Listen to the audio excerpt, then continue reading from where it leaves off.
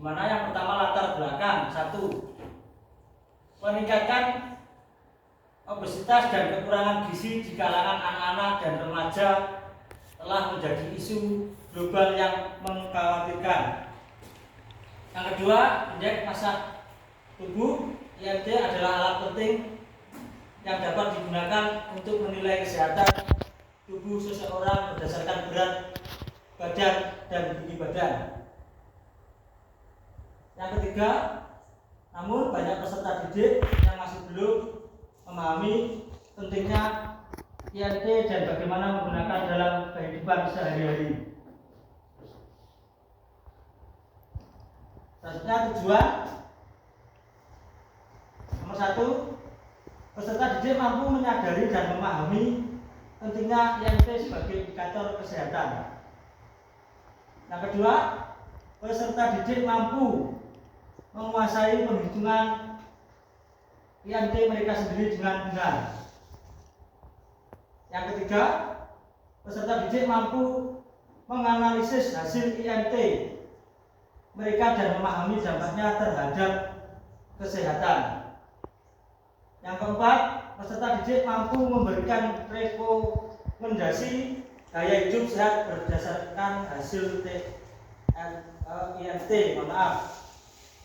Yang kelima, peserta didik mampu berkolaborasi dan bekerja sama dalam tim dan mempresentasikan hasil proyek mereka dengan efektif. Selanjutnya, pencapaian langkah hasil yang diharapkan. Pertama, capaian 1 yaitu meningkatkan kesadaran. Langkah yang diambil yaitu memberikan materi tentang konsep dasar IMT, pentingnya dalam kesehatan dan implikasinya. Hasil yang diharapkan yaitu peserta didik memiliki pemahaman dasar tentang IMT dan dapat mengidentifikasi kaitannya dengan kesehatan. B. Capaian 2 yaitu menguasai perhitungan IMT. Langkah yang diambil yaitu mengajarkan peserta didik cara mengukur berat badan dan tinggi badan serta cara menghitung IMT menggunakan rumus. Hasil yang diharapkan yaitu peserta didik dapat menghitung IMT mereka sendiri dengan benar, mengelompokkan hasilnya ke dalam kategori yang sesuai. Dan C. Capaian 3 yaitu analisis kesehatan.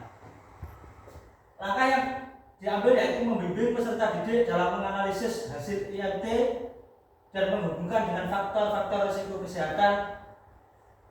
Hasil yang diharapkan yaitu peserta didik mampu menganalisis hasil IMT dan mengidentifikasi area yang memerlukan perbaikan.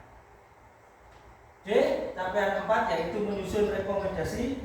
Langkah yang diambil yaitu melatih peserta didik untuk menyusun rekomendasi gaya hidup sehat berdasarkan analisis IMT mereka.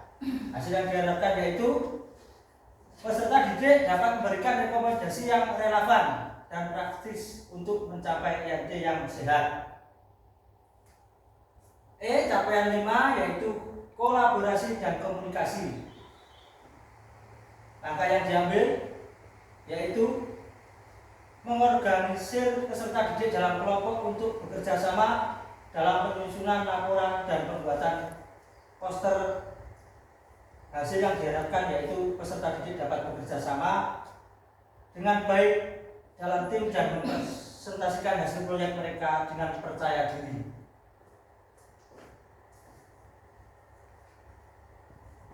Selanjutnya, struktur program dan citra dalam komunitas belajar. Struktur program minggu pertama,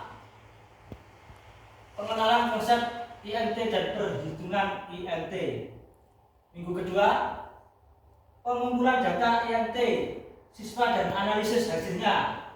Minggu ketiga, pembuatan laporan kesehatan dan poster atau infografis. Minggu keempat, presentasi dan publikasi hasil karya. Mitra dalam komunitas belajar, guru PJUK, fasilitator utama program, guru matematika membantu siswa dalam perhitungan IMT. Guru bahasa Indonesia membantu dalam penyusunan laporan dan presentasi. Pihak eksternal misalnya ahli gizi atau praktis kesehatan yang dapat diundang untuk memberikan wawasan tambahan atau sebagai pembicara tamu.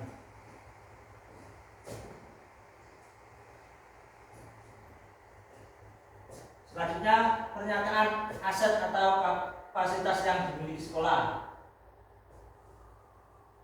Sekolah kami memiliki fasilitas yang memadai untuk mendukung pelaksanaan program Pro IMT, termasuk laboratorium komputer yang dilengkapi dengan perangkat lunak pengelolaan data, area olahraga yang tersedia untuk pengukuran fisik dan akses internet untuk riset.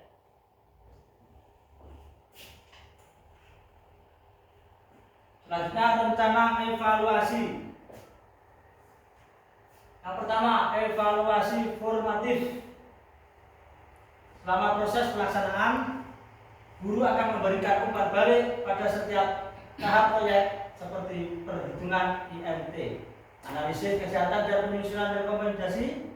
Yang kedua, evaluasi sumatif dilakukan setelah presentasi akhir dengan menilai hasil proyek siswa berdasarkan rubrik yang mencakup aspek pemahaman konsep IMT, akurasi perhitungan, kualitas analisis dan rekomendasi, serta keterampilan presentasi. Yang ketiga,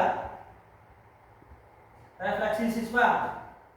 Siswa akan diminta untuk merefleksi pengalaman belajar mereka dan bagaimana proyek ini telah meningkatkan pemahaman mereka tentang kesehatan.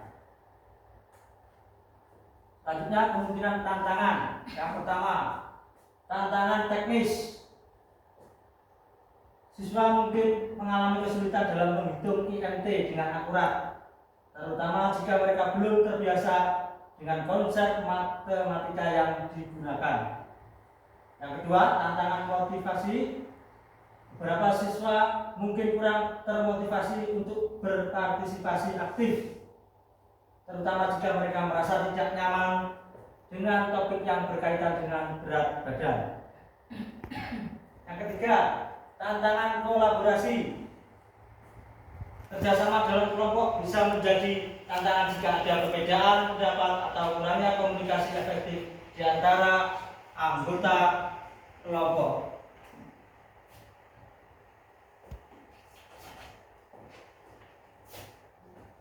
Sudah selesai yang saya sampaikan. Dari sini, dari Ibu Guru, apa ada pertanyaan yang mau disampaikan? Pak, sudah jelas? Jelas, Pak Toto. Terima kasih. Saya akhiri. Assalamualaikum.